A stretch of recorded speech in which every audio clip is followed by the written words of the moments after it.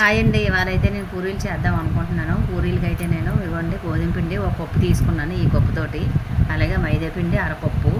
ఈ రెండు బాగా మిక్స్ చేయాలి. మనం ఎప్పుడైనా సరే చూడండి, హోటల్లో తిన్నట్టుగా మైదా మనకి పూరీ బాగా రావాలి, మనకి సాఫ్ట్గా అనుకుంటే ఇలా తయారు చేయండి. ఇంట్లోని రెడీ చేసుకున్నారంటే మంచిగా మనకి సాఫ్ట్గా ఉంటాయి, బాగుంటాయి. కానీ మైదా పిండి ఎక్కువ వాడకూడదండి, అందుకే అరకప్పు వేసాను. పూరీ పిండికి మనకి పూరీలు బాగా సాఫ్ట్గా రావాలి అంటే ఉట్టు గోధుమ పిండి పర్వాలేదు, మైదా పిండి, అలాగే సాల్టు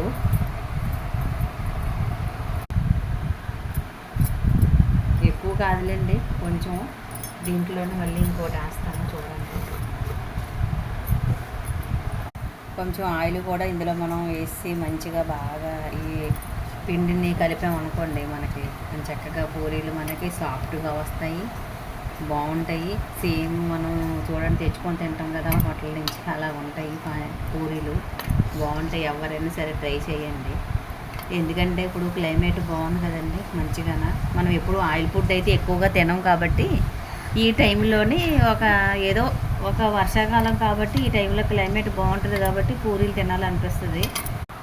ఫ్రెండ్స్, ఇలాగ అయిపోయింది చూడండి. ఇలా చేయి పెడితే మనం ఇలాగ ఎంత బేగా సాఫ్ట్గా దిగిపోతుందో అలాగా మనం ఈ ముద్దని కలిపేసి ఒక గంట సేపు దీన్ని మనం మూత పెట్టేసి దీన్ని ఇలా ఉంచుకోవాలి. అయితే చూడండి ఎంత బాగా పొంగుతున్నాయో పూరీలు, మంచిగా బాగున్నాయి. ఇలాగే మనం బాగా ఒక అరగంట నానబెట్టేసి ఈ పూరీల్ని మనం మంచిగా నూనెలోని ఎక్కువ మంట మీద వేపామనుకోండి, బాగా మనకి ఇలాగే పూరీలు రెడీ అయిపోతాయి. కానీ వర్షం కదండి, చాలా బాగుంది బయట క్లైమేట్, అందుకనే పూరీలు చేస్తున్నాను. లేకపోతే నేను సాధారణంగా అయితే ఎప్పుడు ఆయిల్ ఫుడ్ ఎక్కువగా చెయ్యను నేను.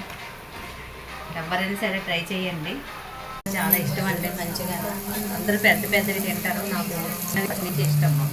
ఇలా చిన్నవి అయితే నాకు చాలా ఇష్టం బాగా, అందుకే నేను చిన్నవే వేసుకుంటాను.